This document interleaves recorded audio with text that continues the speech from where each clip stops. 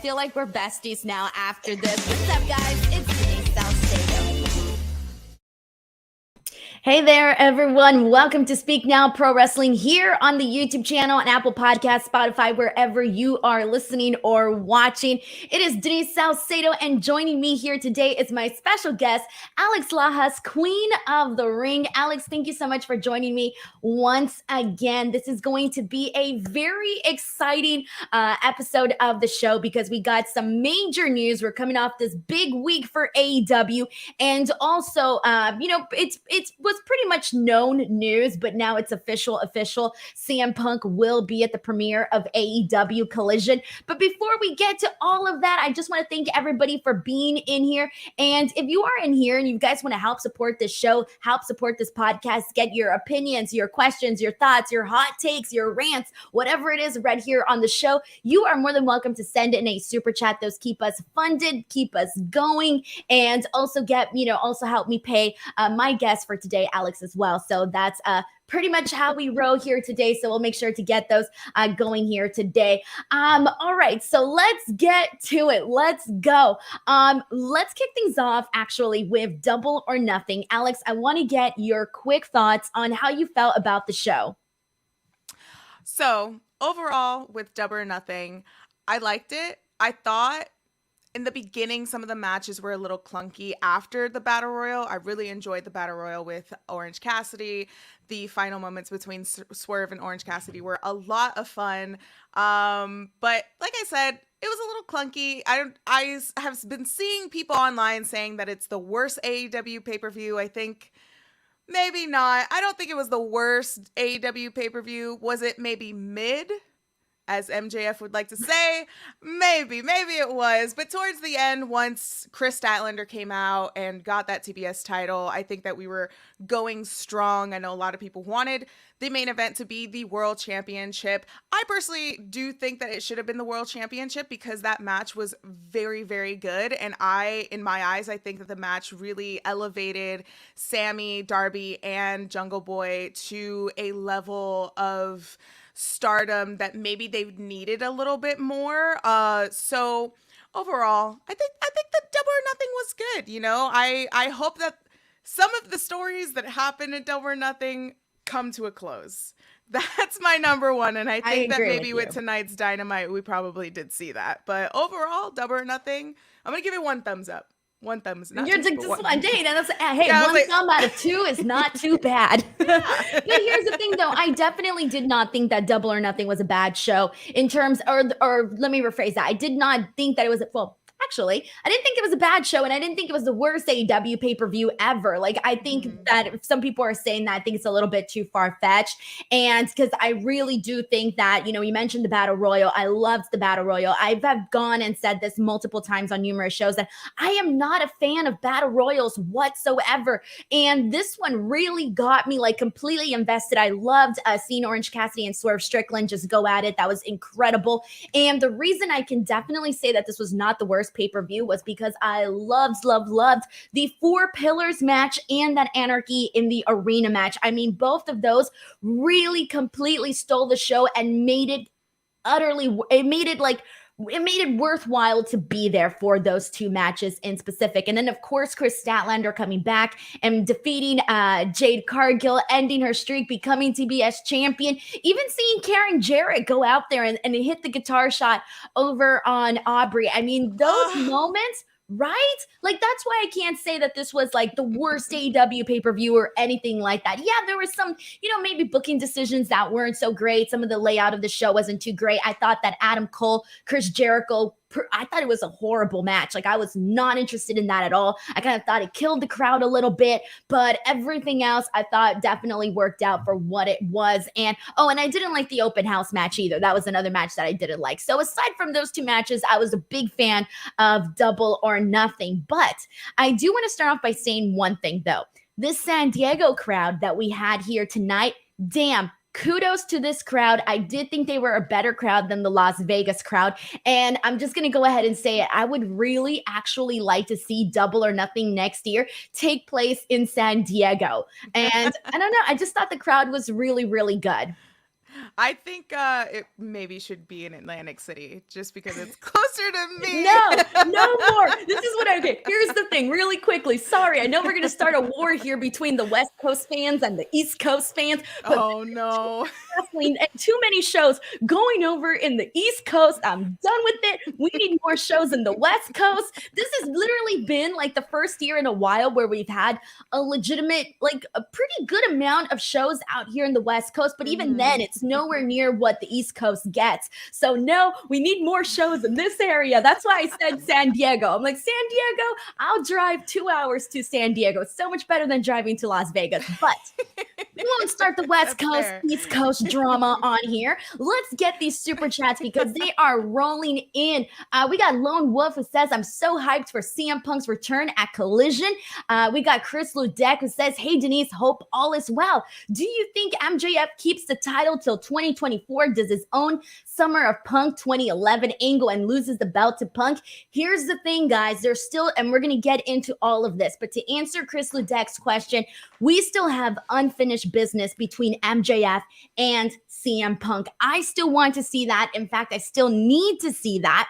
But at the same time, it's like, do you have, because we still don't know all the details of whether or not there's going to be a legitimate brand split, right? That's been a rumor that there's going to be a brand split between AEW Collision and AEW Dynamite. So because we still don't know all of those details, it's like, if they do a brand split, do we get another title?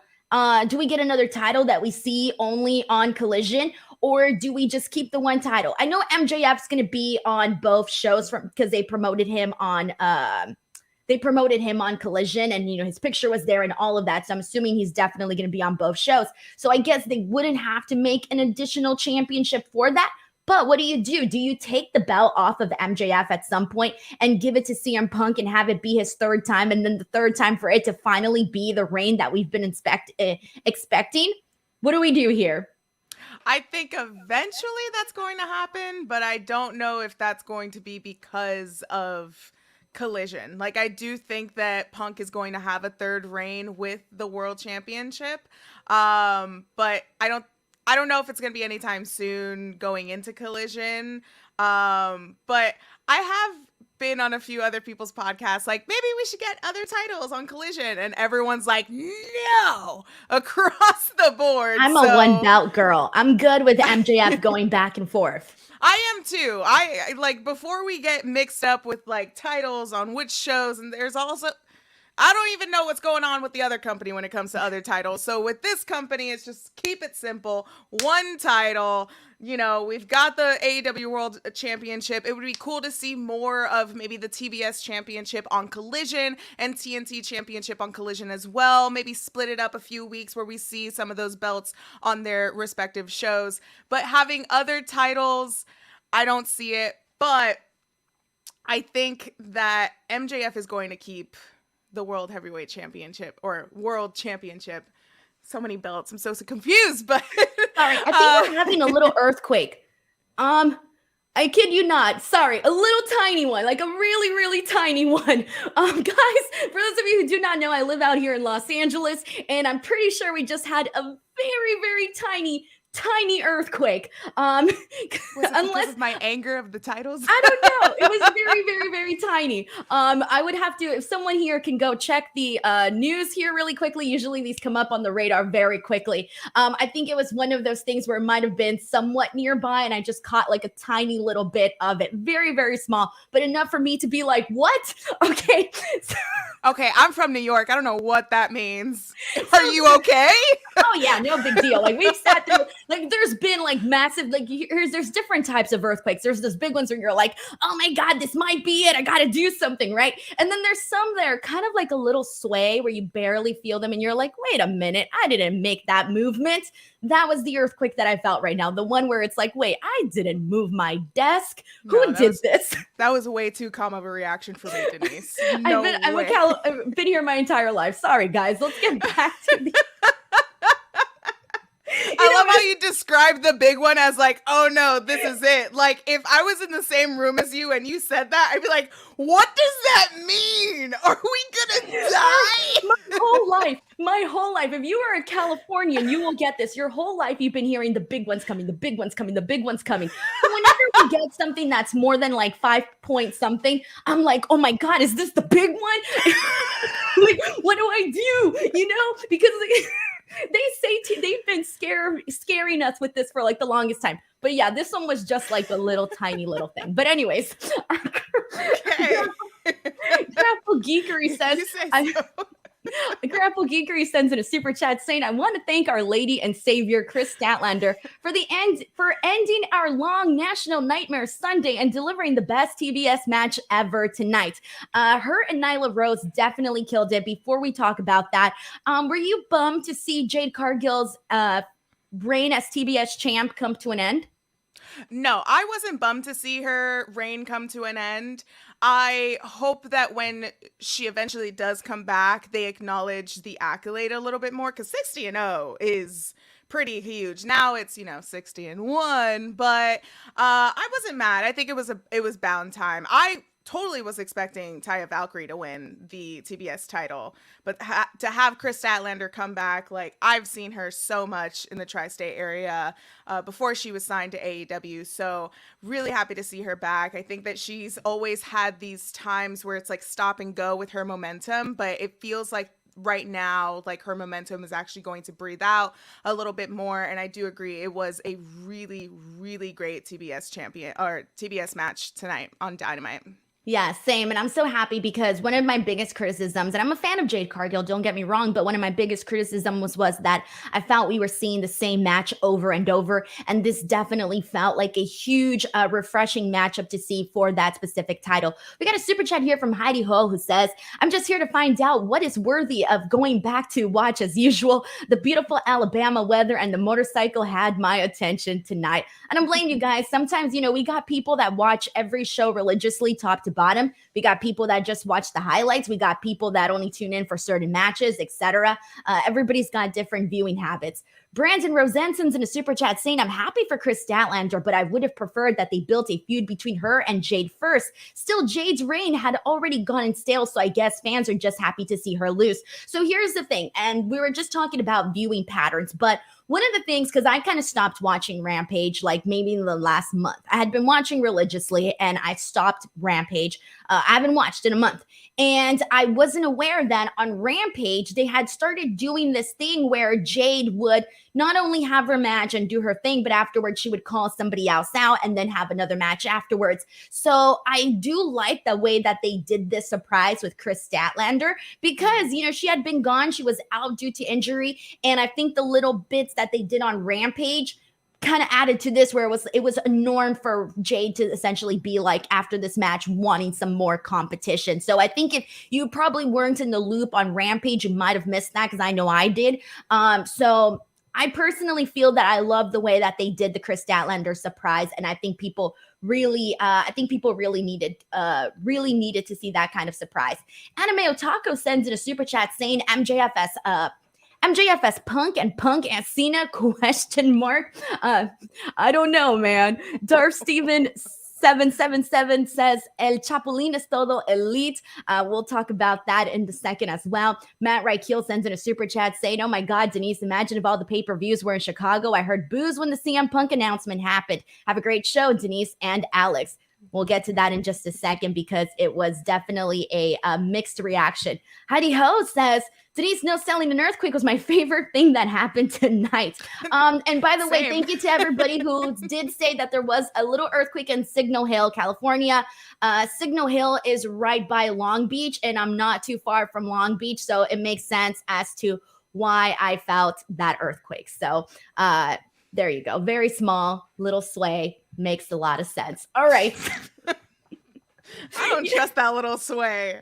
I do not trust that little sway. Listen, the first time I was ever in California, I stayed in a hotel and I was in the 16th floor. I was like, wow, what a gorgeous view. Look at that mountain. Look at that billboard. And then my brother called me. I was telling him where I was. He was like, what if there's an earthquake? And I did not have a good time after that because I was petrified. No, I'm not gonna lie. There's some earthquakes that are a little fun. Like they kind of wake you up, and you're What like, does that I mean? don't know how to explain it. Like you're a little bit more thankful for life. You're like, ooh, that one scared me. I'm alive. I got a newfound look on life. It's a little thrill, you know. As long as they're not deadly or anything. There's some earthquakes that are a little fun. They just gotta wake you up a little bit, snap you back into reality. I guess it's okay if it gets adrenaline in your soul. There you go. Adrenaline in my soul. We just felt a little earthquake, kind of slow. I don't know. Chris Ledeck sends in a super chat saying, luckily I didn't feel the earthquake in Irvine. No, I think Irvine would be a little bit too much a ways from Signal Hill. But there you go, guys. Oh my God, I just realized that I was literally just talking about how we need more wrestling shows in the West Coast and how it was over the East Coast. And then like literally 2 minutes later, it was like, oh, a tiny little earthquake. Nope, we're coming back to the East Coast, baby. Grapple Geekery sends in a super chat saying, so what's your two teams name? Daleks, Church of Lucha, Joshi Culture. Huh. I like those. Those are cute. How about Queens of, I don't know. I have no name. I was trying to mix Queen of the Ring and Hollywood Salcedo, but then that wouldn't make any sense. So I don't know. Daleks? Denix could wear Elmies? Daleks. I don't know. Hollywood of the Ring. I don't even know anymore. Whatever. We'll come up with it later. But let's get to the big news of today. And the big news of today is that Tony Khan had an announcement. And the announcement is that CM Punk will officially be at AEW Collision on June 17th when they premiere at the United Center in Chicago. Now, some of you guys may be going, well, why does this matter? We already knew. Everybody and their mothers knew. We've been talking about this for months. However, with CM Punk, you just never really know for sure, right? You never really know. Cards subject to change. We know this in pro wrestling, but it had been reported for a very long time that a big reason as to why Warner Brothers wanted this additional show was for CM Punk to be one of the featured acts on the show. Now, of course, there's so much here, so much history, so much stuff that we have to mention. And the last time that we saw CM Punk in AEW was at that infamous All Out show. He goes out there. You guys can watch the video here on my channel. It's got over 1.7 something million views. And that after that media conference, there was a reported brawl that occurred between Ace Steel, CM Punk, and the Elite. And this led to suspension. CM Punk was out suspended, but also with an injury. Ace Steel was fired and then reportedly recently brought back, but he's going to be apparently working from home. That's what the reports are saying. And now there's also rumors that there's going to be a brand split, and this could possibly obviously be because of maybe the Elite not wanting to be in the same room as CM Punk, or who the hell knows, but that's clearly the thing to guess. So when this whole thing went down, it got very ugly online. There was a lot of people that turned on CM Punk. There was people, we were talking about this nonstop. Almost everything that can be possibly said or analyzed about all of this has been said. But now CM Punk is coming back. So let's start off with excitement levels. Alex, are you excited? Are you looking forward to seeing CM Punk return? Where are you at in the spectrum of this? Okay, so I am ready for the drama. I am ready for the drama of it all. And I will say, I know that there are a lot of huge CM Punk fans in the fandom of wrestling and also in the media side of wrestling as well. I will say I am probably one of the minority that can take or leave Punk. I missed the summer of Punk because I was in college when he was in the WWE and during his reign. And then when I got back into wrestling, it was his last Royal Rumble. And then it was CM Punk, chants everywhere. And I was like, who is this guy? But of course, I remember him when he had his Kill Switch Engage theme song in WWE and he won the Money in the Bank back then. So I am not a passionate CM Punk fan as much as other people are. And with that, my excitement from CM Punk comes from other people. Like when CM Punk had his dog collar match against MJF, when he came out to his AFI song, I knew that moment. I was familiar with that moment because it was a callback to Ring of Honor and his match with Raven, but that didn't like tug in my heartstrings the way that it did for other people. So that's just context for how I feel about Punk. Going into Collision, I think listen, he's a draw, right? He's going to bring a lot of eyes to the company. He already did bring a lot of eyes when he did debut. I mean, he debuted off of a rumor, right? Sold it out. And now he's back. And now it's just like, I'm curious because when they did announce it, I saw some mixed reactions online, and I also heard a little bit of boos in the crowd as well. So I am looking forward to seeing how he is going to be received outside of Chicago, because I think either way, when he comes out into Chicago, he's still going to have a good reception. And whether he comes back and debuts as, you know, the city's hero, or he comes back and he turns heel, I think either way, he's still going to have a very positive reaction. But once Collision gets on the road, that's where I think we're going to see the majority of how the fan base feels and how they're entirely going to book his run. And that's when I want to start analyzing. That's when I want to start seeing and feeling it out of CM Punk's presence in the company. That's how I feel. And I think that there are some fans that feel that way as well. I am so excited that people are just jumping over the moon at the announcement. I mean, for the past few weeks, some of the Tony Khan announcements feels like it should have been an email, you know? But now with this announcement, it's like, okay, an official announcement that we're tuning into, we're getting in there. But like you said before, we still don't know if this is an exact split, right? An exact brand split. I think that some people are fearsome that this might turn into the CM Punk show and we won't get as many highlighted wrestlers that they've already announced. A lot of people were very excited for Thunder Rosa, Powerhouse Hobbs, Miro as well, which are honestly three individuals that we haven't seen that much. I mean, we've seen a lot of Powerhouse Hobbs, but I think people want a little bit more of him outside of the TNT title scene.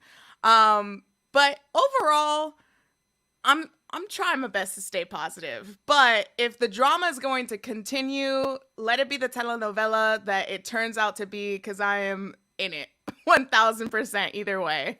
Okay, so I'm so glad we have you on the podcast today, Alex, because you and I are polar opposite. And by that, I mean, when you're talking about big CM Punk fans, you got it right here. I cannot even begin to describe, hold the phone here. I cannot begin to describe what a fan I am of CM Punk. Like, he is the guy that, you know, made me fall in love with things that I wasn't used to watching, because I grew up a WWE fan. Like, that was what I grew up on. And so I remember, you know, hearing about CM Punk before he got to the company, before he got to WWE, and going back and watching all of these, you know, Ring of Honor matches and this and that, and really, really just watching all of his work. And I developed like this like obsession where, you know, I remember people used to call him the God of Wrestling, the God of Wrestling. And that was like, I need to figure out who this God of Wrestling guy is. And the second I started watching CM Punk, he became my instant favorite. It's always been Jericho, CM Punk are my favorite wrestlers. And fun fact, I legitimately met my husband on a CM Punk fan page on MySpace. Like, this is how big of my fandom is. I was on a CM Punk MySpace fan page. That's so cute. Oh, and when we met, the first thing he did was give me a Because back in the day, obviously we didn't have we didn't have the network, we didn't have all of this other Right. stuff that we can do to watch wrestling. He gave me a CM Punk compilation CD of these different matches that he had put up on there for me to watch, right? And I remember going to the meet and greet, meeting CM Punk, and I had the best moment because I went with this life-sized CM Punk, what do you call those things? The poster boards, the life-size CM Punk poster boards, the cutouts. Thank you, the cutouts. I took a big, massive cutout to the Hot Topic signing in Hollywood for CM Punk. I remember because I was in love with the guy. So I got my hair done, got my nails done, I looked flawless that day. And I was so excited. And I got there. I gave him the board and I was like, I'm so excited to meet you. Oh my God, full fangirl 101. And he looks at the board and he goes, is that kissing marks that I see? And I was like, oh my God, like I'm dead right now. This is so embarrassing. But that's just to kind of paint my picture of like what I was, my fandom for CM Punk. And then, I get into the media space and you obviously got to be a lot more professional and stuff like that. And I remember when CM Punk came into AEW and I was there at that all out media scrum. And that was the first time that I had ever been in a working space with CM Punk where it was like, okay, obviously I can't be like Hot Topic fangirl right now. So I remember being incredibly nervous and so excited that he was there and just being excited because for those that are massive CM Punk fans, it was like seeing him gone from pro wrestling was kind of heartbreaking because, so many people were like, damn, WWE killed his passion. And, like that, they did that to him, right? Like he was so passionate about wrestling and then it died with WWE, right? And, things got so ugly with WWE and CM Punk. So then I never thought that we would see CM Punk back in a professional wrestling setting. So then he's back in, he comes, not back, but he debuts in AEW. And to me, this felt massive. Seeing him win the AEW World Championship, massive. I was so heartbroken when he got injured and, we didn't get to see the run that we wanted. And then he gets the title back again. And I'm going, hell yeah, like this is it. We're finally going to see the run that we wanted to see as CM Punk fans, the run that we wanted to see for him as AEW World Champion. And then bam. That same night, the all-out media scrum happens, and I was in that room sitting there thinking, oh my God, what is happening right now? And it was one of those things that afterwards, if you were a big CM Punk fan, I can tell you from experience, I felt like shit when you're going out there and you're reading all the comments and a lot of people turned on him, and it was like, fuck, like you have to like. It was hard because if you're a big fan of someone and then, something like this happens, how do you react? Because you realize that, yeah, maybe it wasn't the best thing to go out there and air the dirty laundry, but at the same time, you're a fan of this person. You want to see this person in AEW. And so even afterwards, like my whole thing when that whole drama went down, Alex, my whole thing was there's always two sides to a story. I thought that people completely just pinning all of the blame on CM Punk was too much. And I thought, like, there's got to be two sides to this story, man. Like, this isn't a one-sided thing. But that was an unpopular opinion to have on social media because it was more so the hate towards CM Punk. Now, fast forward, so much even then happened afterwards. But fast forward to when we started hearing the rumors of, hey, because you didn't know if he was going to be back in AEW. For a long time, I thought he was done with AEW. I thought Tony Khan wouldn't bring him back, that they weren't going to see eye to eye, and we were going to see the same thing played out that happened with WWE.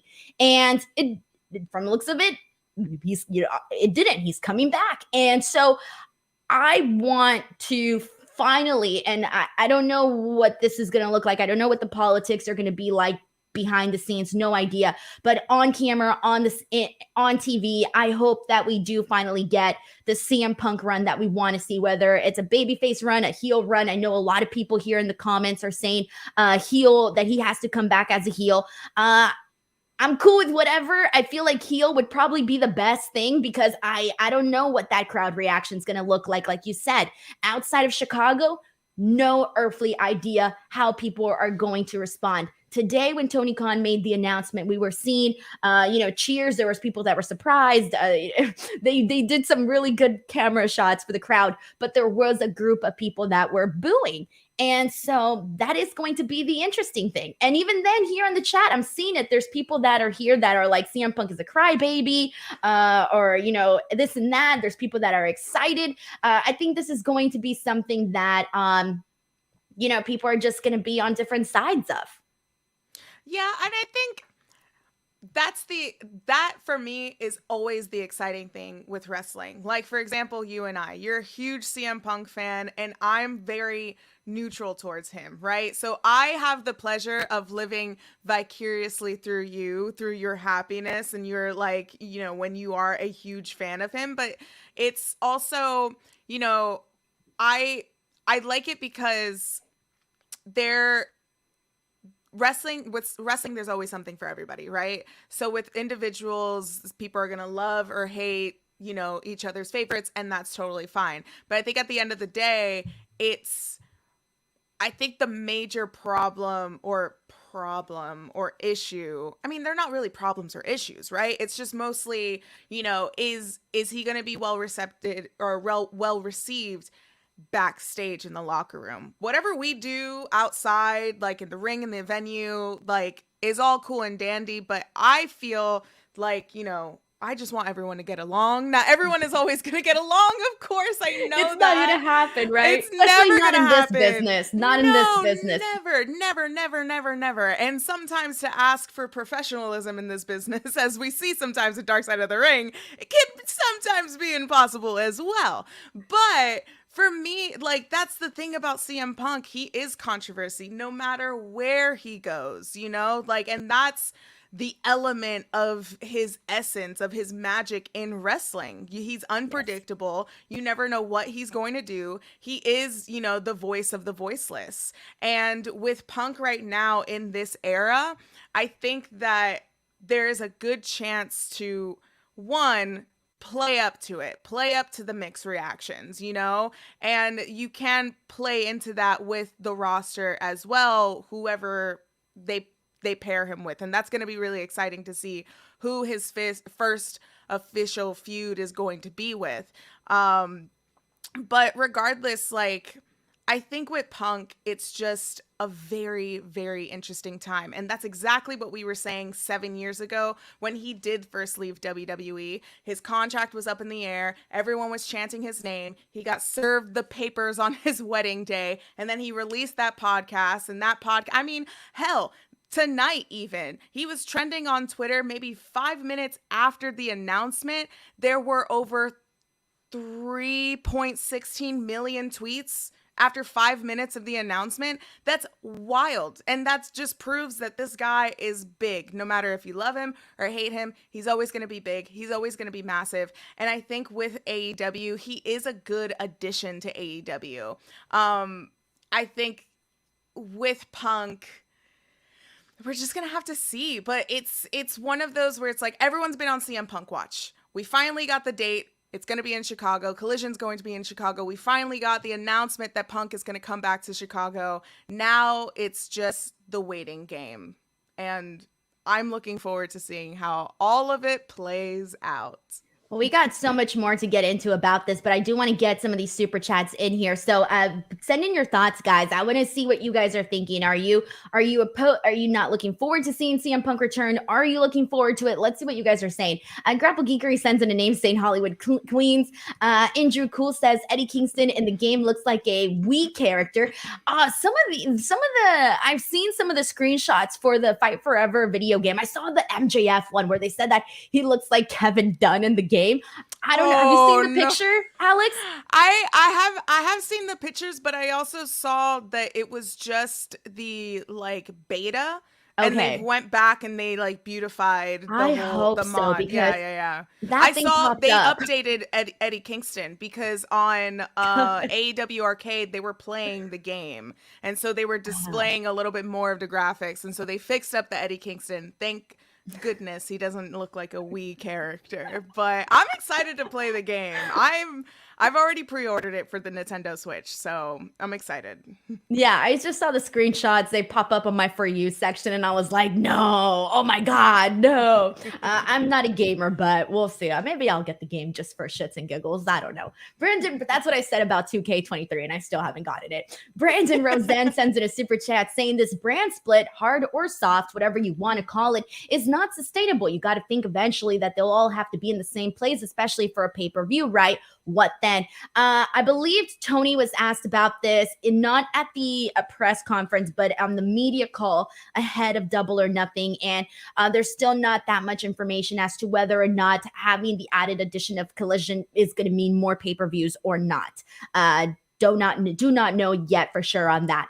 Heidi Ho sends in a super chat saying, I'm with Alex on CM Punk. I can live with or without. Will Collision become like Rampage though the first time Punk needs time off? No. And here's the thing, like Alex, you did mention wanting to see guys like Powerhouse Hobbs and, those people that are not big names like CM Punk just yet. You want to see them develop and grow on the brand. And that's why you do need names like CM Punk. I do think will help, like we mentioned, elevate some of these guys, get that rub, I'm hoping we get to see some fresh matchups. That was something that we did get to see when CM Punk came in. And speaking of Powerhouse Hobbs, he had that match with Powerhouse Hobbs, had a match with Darby Allin. These were all, newer faces that got to get in there with CM Punk and got a little something from that. So I do want to see that happen on Collision. I hope, and I think that AEW is aware of this. I don't think that Collision will become like Rampage. I think that they're aware that they can't do that because there's already, certain people that are like, oh, this is going to be on a Saturday show. It's not gonna make it. It's not gonna survive this and that. Saturday is a terrible day. And there's people that are saying that, right? I don't think so. I think if they go out there and they put on a solid product, I think people will tune in and they will watch because people are looking for shit to do on Saturday nights. You can't always be going out. Sometimes you gotta stay home and watch TV. Oh, some of us over the age of 30 stay in, okay? Maybe we do want to watch or Collision while we play Stardew Valley on Nintendo Switches, or we're knitting or something, all right? We're over the age of 30. Sometimes the clubs are not for us. I was never a club person, not even when I was like at the age where I should have been. Pastel the Blurred sends in a super chat. Thank you so much, saying, I've come to terms that CM Punk may be the millennial Hogan. I feel dirty just saying that. Can't wait to watch Collision. I don't want to compare the two. I wouldn't compare the two. I've seen the comparisons before. I wouldn't necessarily say that. I think Punk is just like in a world of his own. Maybe he's a good example in wrestling of separating the art from the artist, of how people feel about him as a person. But I don't know. He's a good draw, man.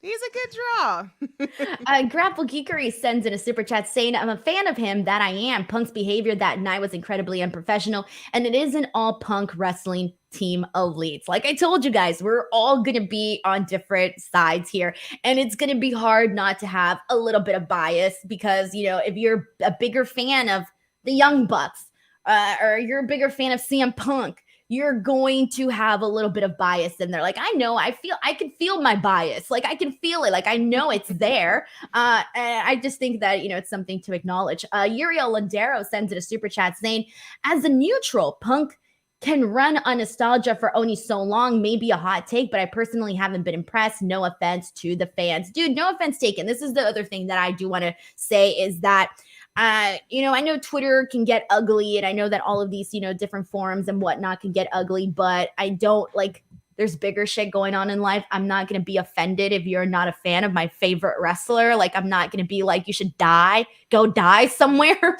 No, thanks. Like, people have different opinions. It's completely fine.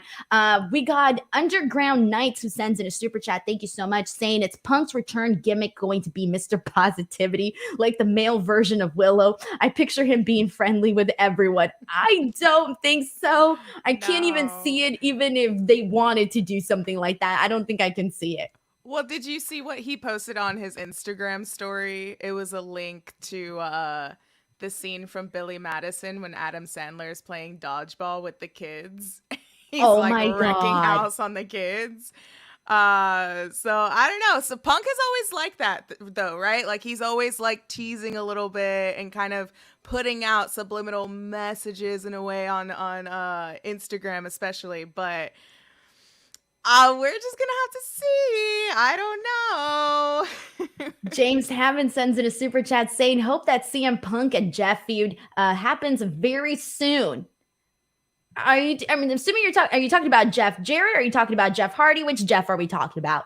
Sorry. I'd rather see Jeff Jarrett than Jeff Hardy. Just making sure. I don't want to assume here. So James, you don't have to send in a super chat, but just elaborate on that one. As Stephen Marchuli sends in a super chat saying CM Punk is the current day Ultimate Warrior in terms of wrestling's fan reaction. Thank you so much to Stephen for also sending in this super chat. Okay, we got a couple more. Let's get into those. This one's from Matt Logan. Thank you so much to Matt who says, Alex Dynamite in Boston, July, then have Collision at the Prudential Center that Saturday. Oh, okay. You want me booked on Dynamite? You're going to have to call up Will Washington. I don't know about that. Bro, everybody be calling up Will Washington. Hey, yo, Will, you got the scoops? No. Matt Logan, thank you so much for the super chat here. Alrighty, and let's see what else Lord Pelagius says. So he's seen Billy Madison, but not Rocky. You've seen Rocky, right, Alex? No, Alex, no. Oh, This is like a rite of human passage. Everybody here should have seen Rocky at some. Fuck, I'm like not like a nerd. I wouldn't consider myself like a nerd or like. How do I explain it? Like, I sometimes miss out on certain things that I should have seen. If I can watch Rocky, so can everybody else. You need to. My favorite is Rocky 4. I've seen 1, 2, 3, 4. I think I've seen part of 5. But there's 5. There's more. I forgot how many there is, but there's more. But for me, I usually just the ones I've chosen to rewatch are 1 and 4. Like I won't rewatch the other ones or anything like that. Have you seen Creed? No, listen, Creed's pretty good too. I have not seen any of those, but I definitely have seen all of the Star Wars prequels and originals, director's cuts with the commentary DVD as well. But no, I have not seen any of those. It's on my list. Okay. I have gotten shit for it my entire life. Anyone that meets me and they're like, oh, you're a wrestling fan. Oh, so you've watched Rocky? No, I haven't watched Rocky. I'm so sorry. I'm so sorry, Adrian. I'm so sorry. It's funny though that everybody knows that Adrian. I know what that is. 6 Rockies, 3 Creeds. Thank you. I've seen Creed 1 for sure. I think I saw Creed 2 as well. I have not seen Creed 3 though. So I have seen the first 2 Creeds, but not I've seen Rocky 1 through 5. I didn't see 6, but I did see Creed 1 and 2. So there you go. That's where I'm at on all of this. But yes, I shouldn't complain, honestly, because there's so many Star Wars like movies and shows. I should get on it, but anywho. This is homework for anybody who hasn't seen freaking Rocky. Y'all need to go out and watch. I remember my mom, she taught me a little dance. It was like a really stupid, silly dance, but for the Eye of the Tiger, you know how it's like dun dun dun dun. So my mom and my little cousin, she used to have us do like fist. So every time we used to be like dun dun dun dun. Dun, dun. So every time we heard the little dun, we'd do a little fist and shake it and shake it up. And so that's what I did when I was a kid, you know. But there you go. I think everybody should watch it. It's a lot of people say this, and I agree. It has one of the best soundtracks ever as well. Mike Parker sends in a super chat saying, "I'd love to see heel Punk as long as he interacts with everyone, no separation. Imagine if he started by destroying Orange Cassidy and dropped a pipe bomb." No, I don't think they do that. I think Tony's a lot. Look, I, for the most part, would say that I trust the direction of whatever they choose to do with CM Punk on camera, because even before this, it's everything that happened with CM Punk and, and the programming, nothing was bad in the programming. Like the programming was great. Everything that he did on the programming I was a fan of. I loved the feuds that he was in. Everything was great. The promos, the matches, all of it. The people that got that got to get the rub from CM Punk and this and that. The problems are more so backstage. Like, that's the problem. But everything that they were doing storyline wise, I was a fan of, man. I do have a question for you, Alex, and for the people here, and I'm curious. One of my predictions, when I did my predictions video with CM Punk with I wish, right? No, I didn't get CM Punk. I had the dirt sheet boy, Sean Ross Sapp. But when Sean and I did our little predictions for 2023 and crazy things that would happen in wrestling, my prediction was that we would get CM Punk, Kenny Omega. Do you think that there's an actual possibility that might happen? Yes, I do think so. I do think so. I mean, that's money on the table that you're losing out on if you don't book that. The question is when, and if you possibly could do it for All In. Think about it. It's the 1 year anniversary of the Brawl. You're trying to sell out a huge show across the seas. I mean, that could be the main event of that show, possibly. So you know what I'm really excited about? You know what I'm really excited about? And by the way, thank you so much for saying yes, because I want to manifest it. I want CM Punk, Kenny Omega. Let's make it happen, guys. Please, let's manifest it. I don't care if you're anti-CM Punk, pro-CM Punk. Let's manifest. Do me a solid and manifest this match. Okay, so I do have to say, I may be neutral on Punk, but I am pro Kenny Omega. I have, not many people know this, but I have a Kenny Omega tattoo on my leg. I do. Yeah. It's just like a little tiny devil version of like cleaner Terminator Kenny Omega. Because I fell in love with him when he became the leader of the Bullet Club. And I followed him religiously in New Japan during that run, during that chase for the IWGP, him against Okada. So I am pro Kenny. And you as a pro CM Punk, I think we could manifest this together and make it happen. I mean, again, it's money on the table that they're missing out on if they don't do it eventually this year, right? I mean, hey man, if someone was like, hey Denise, if you do a podcast with your worst enemy, but you're going to make like $2 million, would you do it? Hell yeah, I would. Yeah. You kidding me? I ain't leaving money on the table. We got pills. We got bills to pay. We got bills and I don't bills got pills to pay. Okay, I don't got pills to pay. I got bills to pay. I'll tell you this much, I do. So, and that's on mental health. Oh my God. Okay, let's get some more comments in here. We got so much going on. And also, I want to hear what people have to say about matchups they might want to see with CM Punk. I'm curious about that as well. But let's see what people got here. This is from 2K Universe Elite. Thank you so much for sending in the super chat. 2K Universe says, love CM Punk, but at this point, how long can his body take the bumps? And is he out again for months? Hopefully not. I'm really hoping that we get a good lengthy period with CM Punk. And I mean, this feels like this could be, this could be the thing, the thing we've been waiting for. So, man, I hope it all goes well. Amanda Savage, thank you so much for this generous super chat. Amanda says, shh, no one tell on me. I'm on the writing shift, but I was posting on Wrestle Talk's Twitter and saw you lovelies were live. Two of my favorites. Thank you for your voices manifesting with you both. Thank you so much, Amanda. We appreciate your support, your love, and don't worry, we won't go telling everybody. I mean, just on the stream, but thank you so much. We appreciate the love. I'm texting Tempest now. No, I'm kidding. I love it. All right. We got people sending in some predictions here of people that they would want to see. Let's see. We got D. Laura who says CM Punk versus Swerve. I think that would be really freaking great. That would be something. And here's another one. This is from My Name Is Not Earl, who says CM Punk versus Samoa Joe is a definite. Punk versus Starks with a heel Starks as well as another one here. And then let's see what else we got here. We got another one saying CM Punk and Chris Jericho. So we have seen that in the past, but there you go.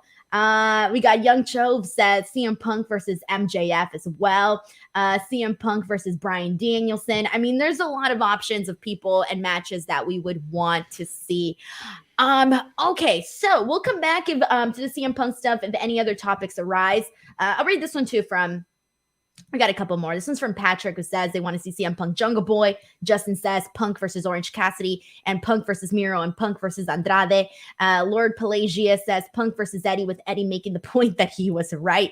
Yes, Punk versus Kingston, part 2. So we do got a lot of different matchups that we still want to see. We still want to get done and all of that. But we still got to get to the rest of AEW Dynamite, y'all. So let's get to this. Let's talk about some of the important gist.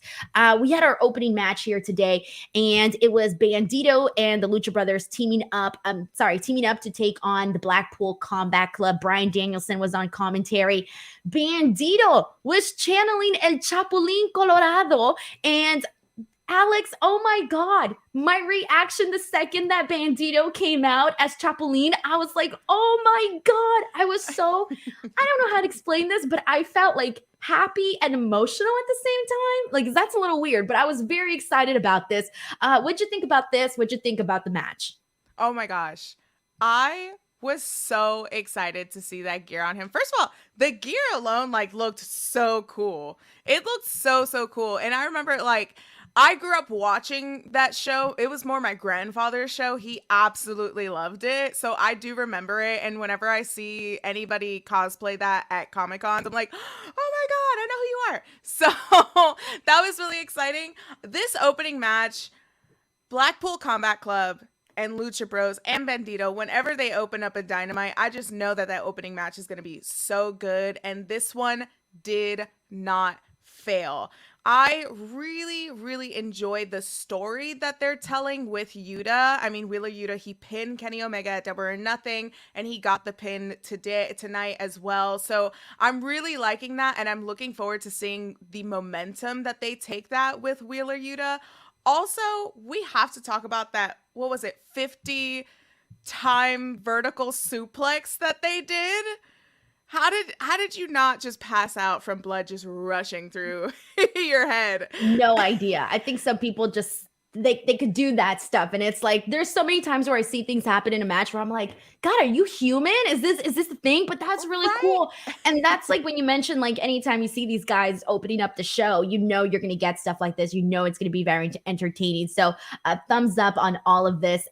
Uriel Landero says today proved TK has little knowledge for our Mexican culture. El Chapulín Colorado would have never lost. Hell no, we need AEW back in LA or OC. This was the other thing that I did want to mention, was that I did wish, I mean, it's so easy for I wish commentary would have made a mention of it too, because they were like completely like they had no idea what Bandito was dressed as. Like, they had no idea. I'm like, oh God, like 30 seconds before you see Bandito walking around with this outfit. As a commentary person, I would go up to him and be like, yo, what's that? What's going on here? Can you give me a little bit of some info so maybe I could say it on the air? I thought it would have been nice for some of the people that may not know, hey, why is he going out there dressed like this with freaking horns and a hammer and freaking yellow and red? Like, what's going on here? So I do think that they should have, maybe made a little tiny mention of it on commentary. Reggie Simmons sends in a super chat saying, much love to the Church of Josie. Got my ticks for the Collision show. Summertime Chicago is the mecca of professional wrestling this summer. Thank you so much, Reggie, and we hope that you have a good time at the Collision show. Yes, thank you so much. Bless, Reggie. Thank you. And by the way, Carlos Ranico is a YouTube member, asked me why I wasn't there at the show. Guys, I wasn't going to drive 2 hours and something, like 2.5 hours to San Diego. I only go to the shows where I know I'm going to make some money back, because I got bills to pay. I got pills to pay. I got everything to pay. Unless it's here in Los Angeles, then obviously I'm going to go, because, Also, you were just in Vegas. Yeah, I was just in listen, Vegas. The number one woman in sports entertainment media needs a break too, guys, okay? Yeah. All right, unless you guys are driving her 2 hours back and forth.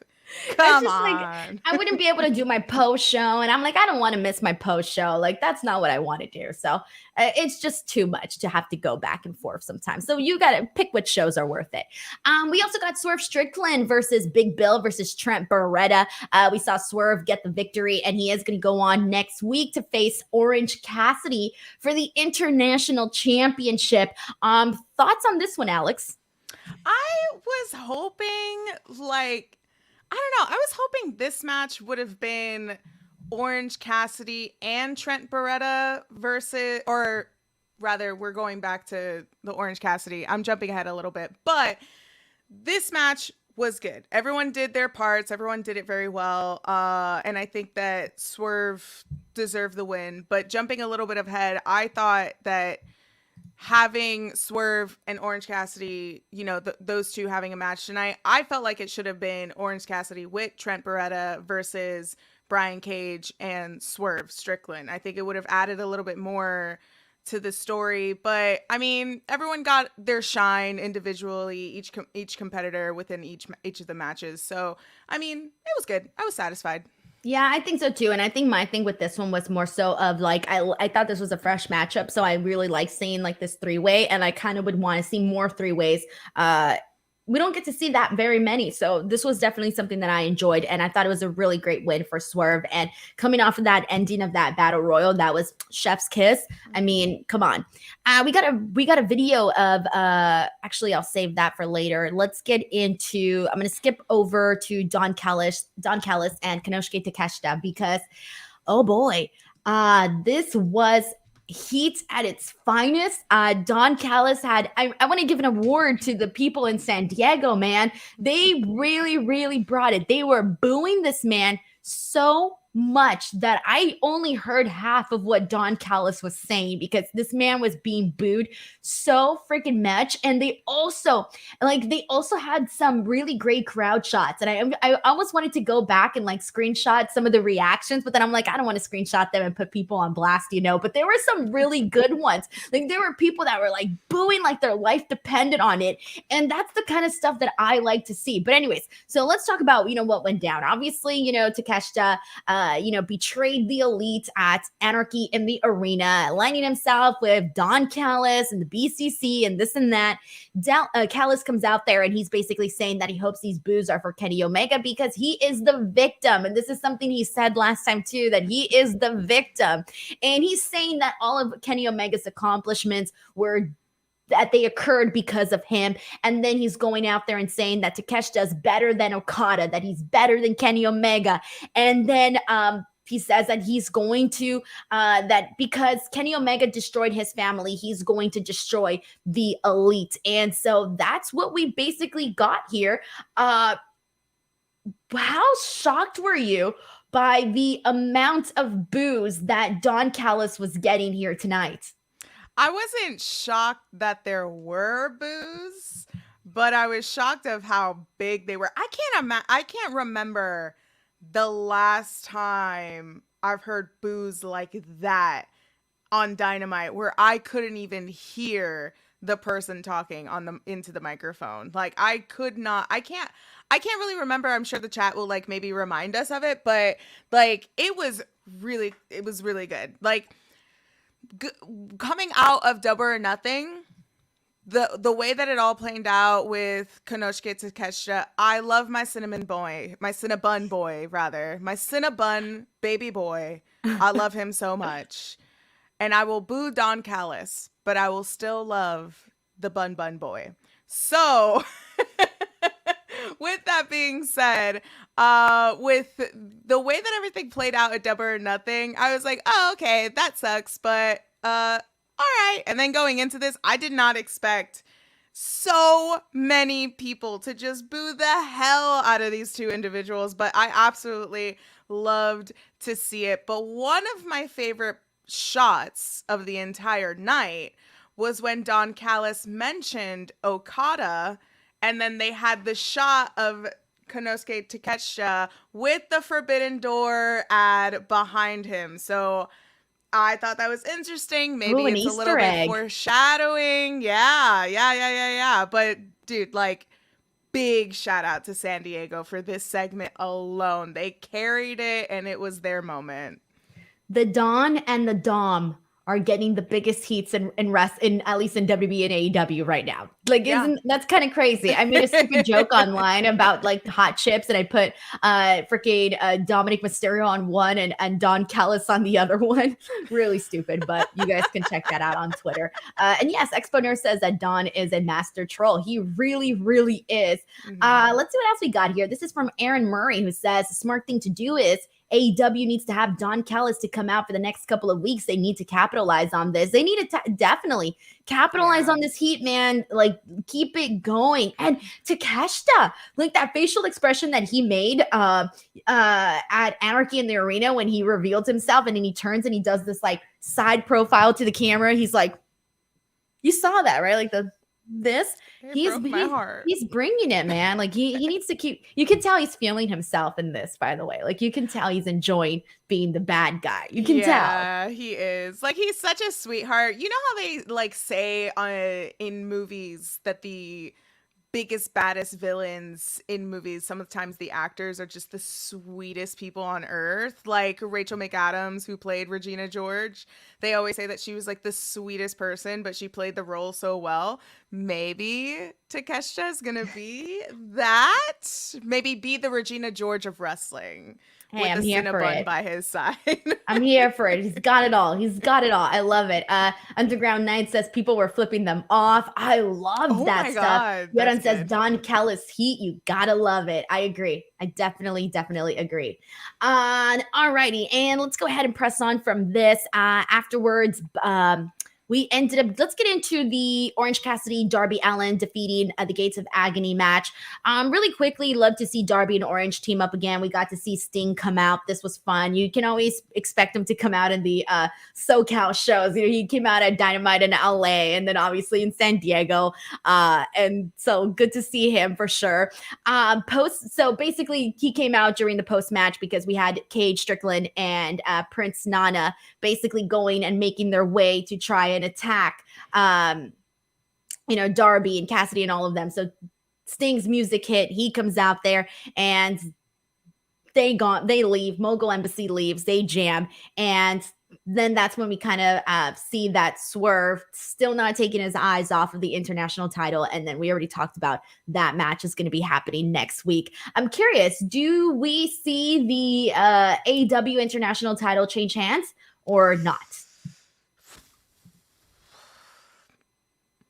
It's bound time to change hands. I don't want it to happen yet because I really like Orange Cassidy's reign, but I think something needs to happen with Swerve. I think something big. He needs a bigger win. So why not carry on the heel run that he's already have and just take the title away from Orange Cassidy, because that would build up his character a little bit more on television, and I think that he could do really well with that championship. But I don't want it to end, Denise. I want Orange Cassidy to carry it on. He's so good. This is one of the situations where I'm cool with either option. I'm cool with Orange Cassidy retaining the title, but I'm also very cool with seeing Swerve become the champ because he's been going out there and really proving himself. And at some point, you're going to want to see him actually, have something that sticks, have something that lands, and this could be it. We also ended up getting a Hook out there with Tony Schiavone. He's interrupted by La Facción Ingobernable with Preston and Jarlistico and Jose, the assistant. And they're basically going out there and talking about how they get no opportunity. So they attack Hook. And then Jungle Boy comes out and helps out his buddy, runs them off because he comes out there with a chair. And so afterwards, we end up seeing Hook suplex Jose, the assistant, and then they fist bump together, Hook and Jungle Boy. Hook and Jungle Boy, former friends. Well, they never really had a falling out or anything, but we were seeing them for a bit together. Then they kind of ditched that, and Jungle Boy went off and kind of did his own thing. And now it looks like they're circling back to this. What do you think?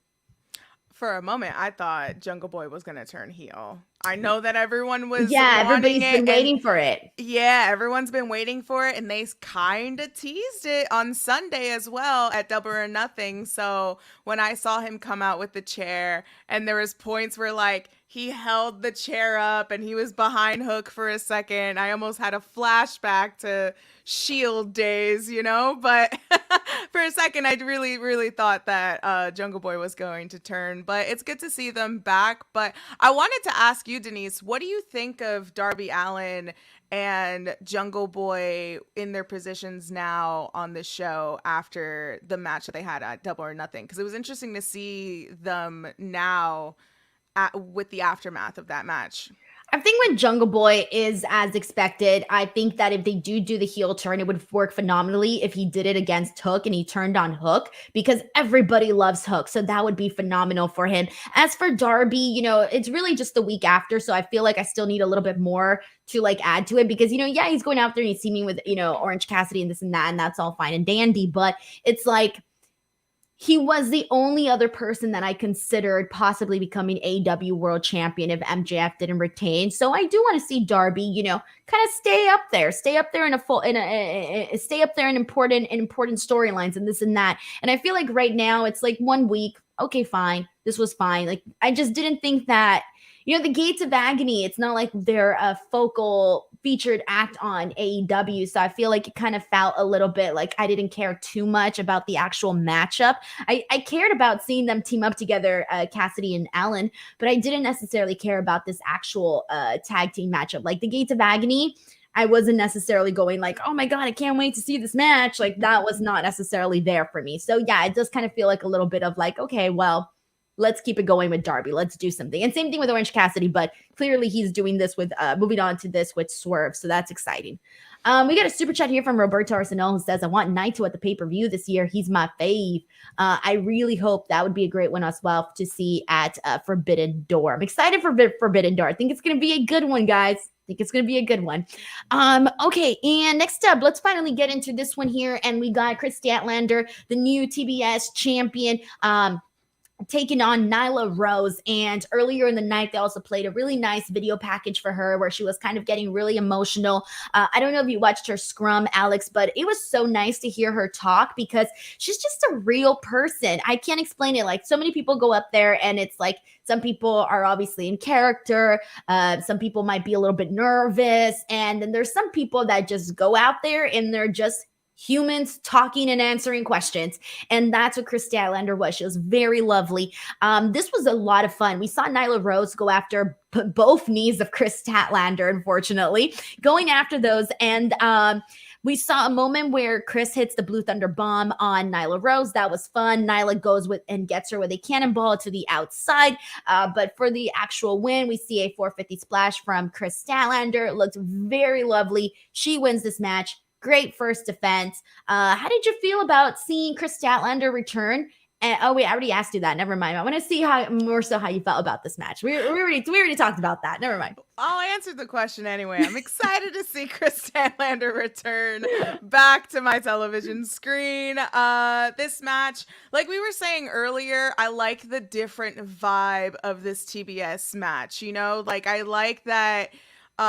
We're getting a little bit more within a match. Like, I love Jade, I really do, but sometimes we were kind of getting the same format of a match, but this felt so different. There were two different competitors that both, respectfully, we have not seen on Dynamite in a while, with Nyla and Chris as well. Nyla, keep her on my TV. I need her on my TV every single week.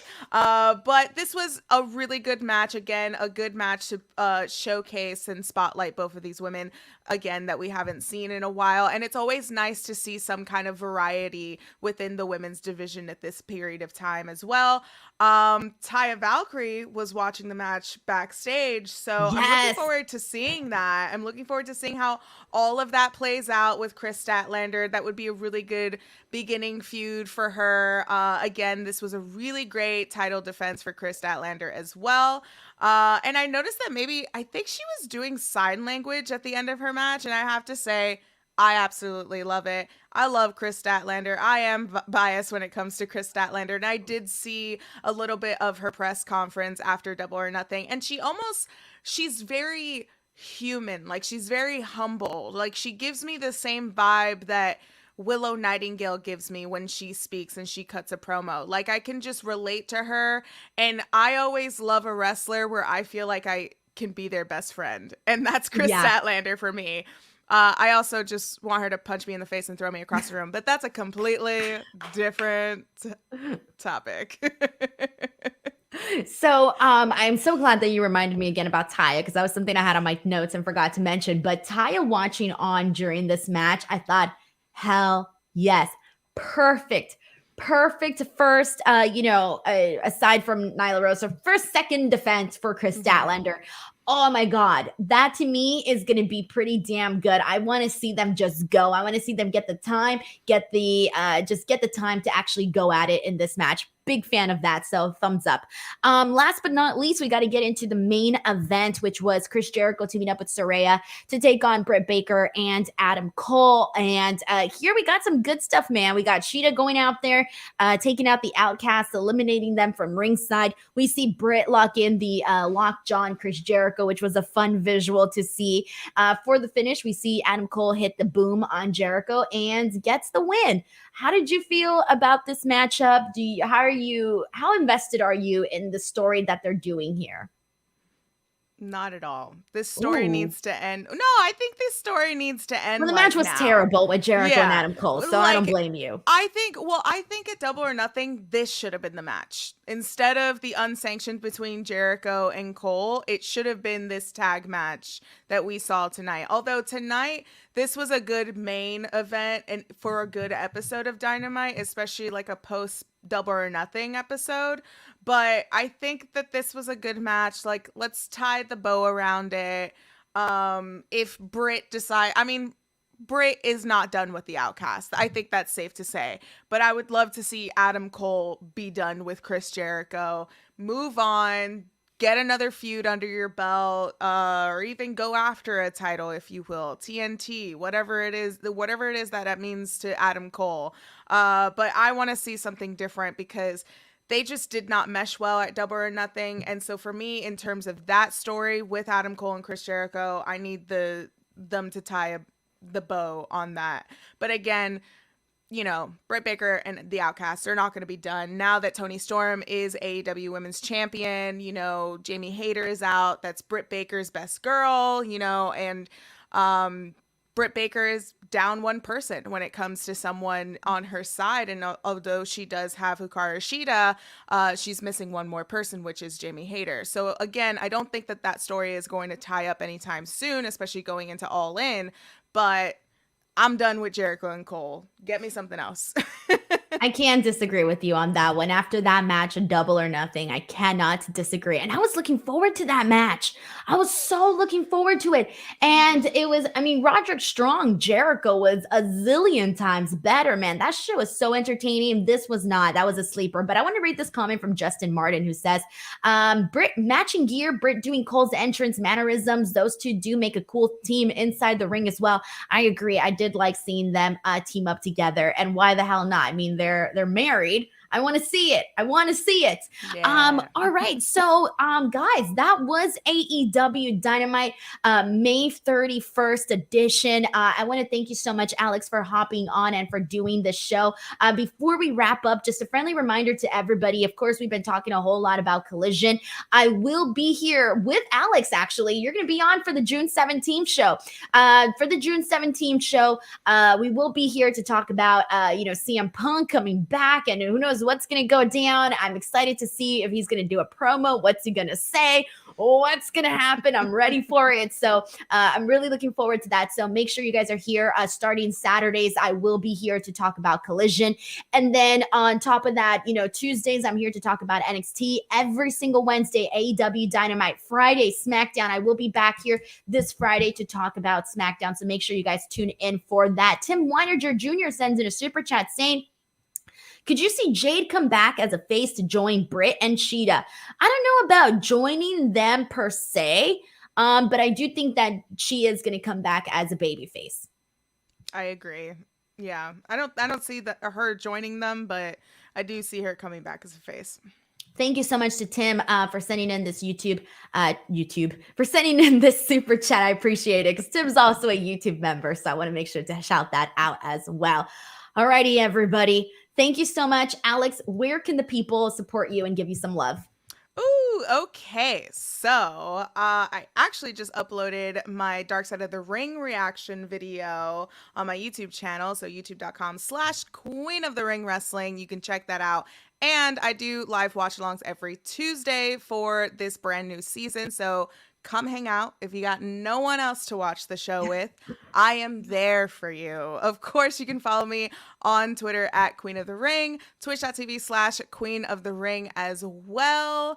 And if you want to get to know more about Joshi Wrestling, I am going to be live with my co-host Kayla this Sunday at 12 p.m. Eastern Time on twitch.tv/Church of Joshi. And we are going to be covering Sendai Girls. So if you want to know more about that promotion, come through. And I think that's all I have to plug. You know when there's so many things that you have to plug and you're like, I don't want to miss anything. That's it, folks. I feel you. I feel you guys. The link to follow Alex is in the description box below, so make sure you guys go ahead and give her some love as well. You guys know where to find me, Twitter, Instagram, @_Denise Salcedo. Please check out the media scrums on here. Brian Danielson, Tony Khan, MJF, Tony Storm, Chris Statlander, Orange Cassidy. Those are all up here on the channel. There are some really good stuff in there. Please check those out, guys. That's how I make my money back by you guys watching those videos on YouTube. Hell, put it in the background. I don't care. Put it on mute. Just click them videos and watch them. They really do help me out a whole lot. We officially surpassed over 111,000 subscribers here on the channel. So if you haven't already, click that subscribe button and we will catch you guys next time. Thank you so much to everybody. Bye.